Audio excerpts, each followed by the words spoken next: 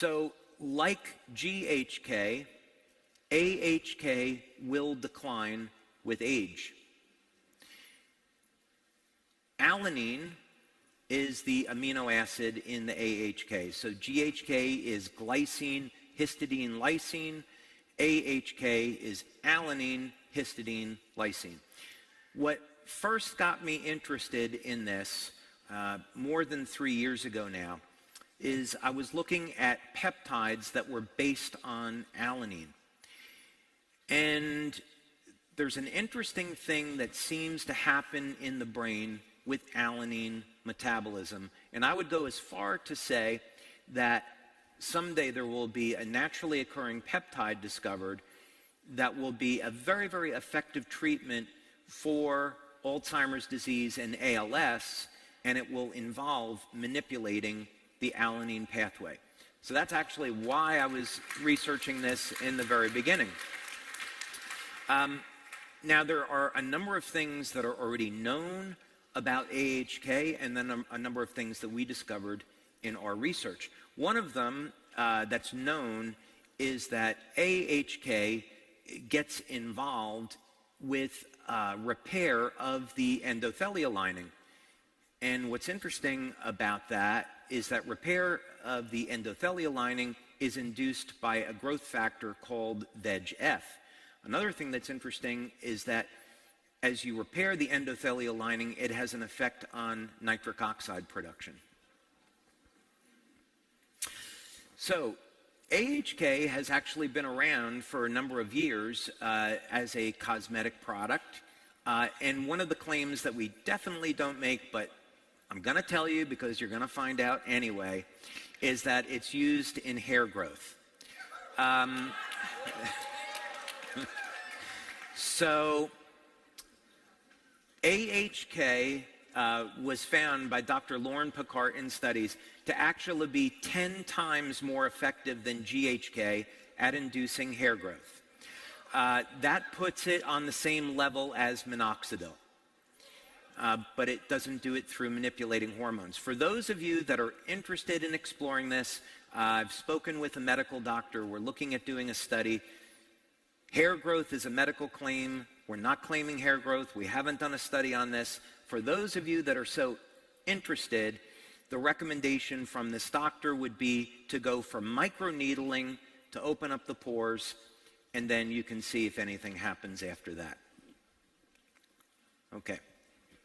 So our own research into AHK has been almost entirely focused on what type of claims that we're allowed to make. So the patches in the United States are in the general wellness category. So that means that we can't make any medical claims. It has to be things like improving energy, improving the quality of sleep, improving overall lifestyle and health, supporting a healthy lifestyle, and a number of fitness claims. Fitness claims, notably, fit in very well with general wellness. So in our clinical studies, to support the product launch, we've looked at claims that can support fitness. But the properties of AHK do go beyond that.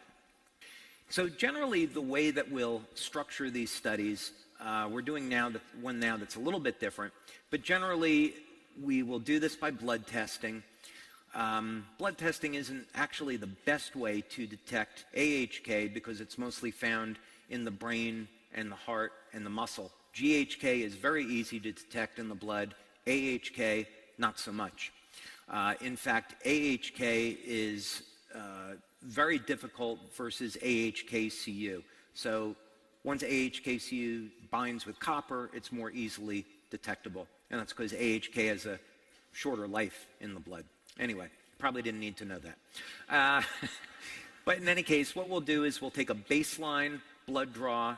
We'll take a blood draw at 24 hours and then at 7 days. And in a new study, what we're looking at is blood testing over a period of 2 months. And we're also looking at the effect that diet has. So you'll hear more about that later. But this was one of the studies that we did where we had 10 subjects. And AHK would induce osteogenesis. so formation of new bone cells.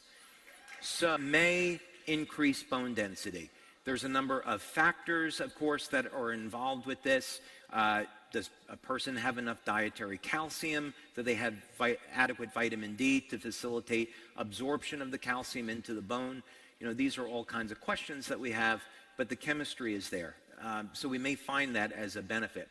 So that said, what benefits have we demonstrated in our clinical studies is an excellent way to build lean muscle, regardless of age. So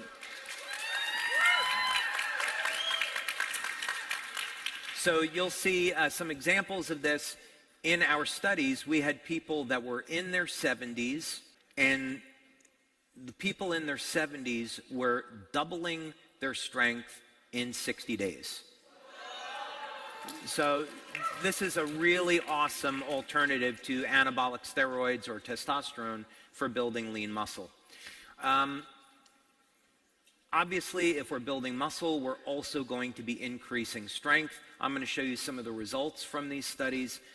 But as it turns out, you know, surprise, surprise, when you build muscle, you also gain strength and stamina. And again, regardless of age. We also saw phenomenal improvements in stamina. So we put people on an exercise bike. We wanted to measure how fast they could pedal, how far they could go, and I'll show you those results. But we found even within the first week, people were starting to see improvements in their strength and stamina. And so from the perspective of marketing this product, you can give people samples and expect that most people will see results their very first week.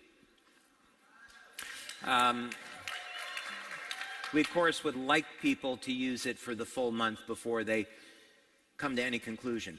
So like carnosine, which is an antioxidant that contains alanine, AHK is also found in the heart, and there's probably going to be some cardiovascular benefits to this that are rather significant. They're things that we can't make claims about, but as you saw just a moment ago, that AHK induces repair of the endothelial lining, so this would indicate that it might reduce our risks in certain areas of life, if you know what I mean. Okay, so staying on the health and wellness claims, let's take a look at some of the things that happen now in this first study, and we followed this up with a second study, but this is representative. So over a period of 60 days in this test group, which were people over the age of 40, and a number of people in the group were in their 60s and 70s, the number of sit-ups they could do increased by over 70% in 2 months.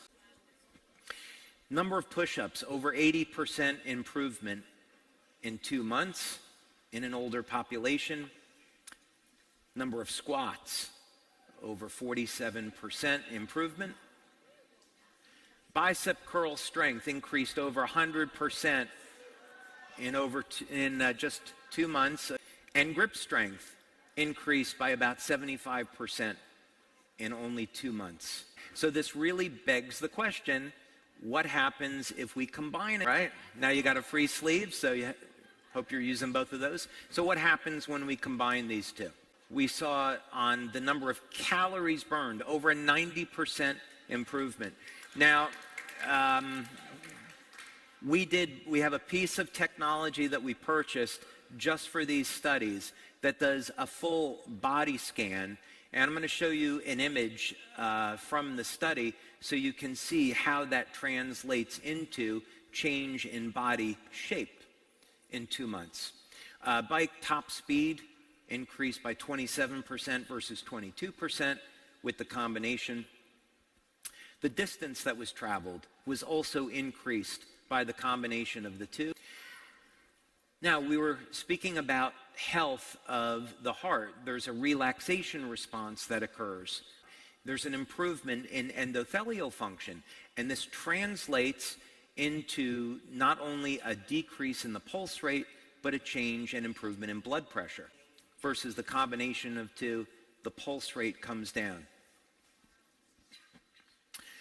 So what our data is showing, have an effect on our overall body, but what they do is they work in different ways at improving health, is focusing on our muscle mass. And as a result of getting an increase in lean muscle, we also see corresponding decrease in body fat. And this is not a fat-burning mechanism per se that we would usually think of.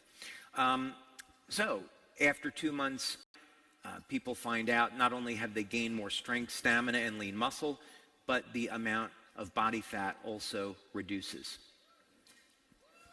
Okay, so here's one of the images from the study.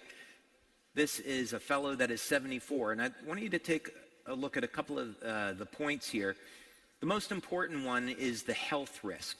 You can look at the body fat percentage where he started out at 37.5, which is not so good. But what this equipment does is it calculates risk for things like cardiovascular disease, and then it just puts it into a simple percentage.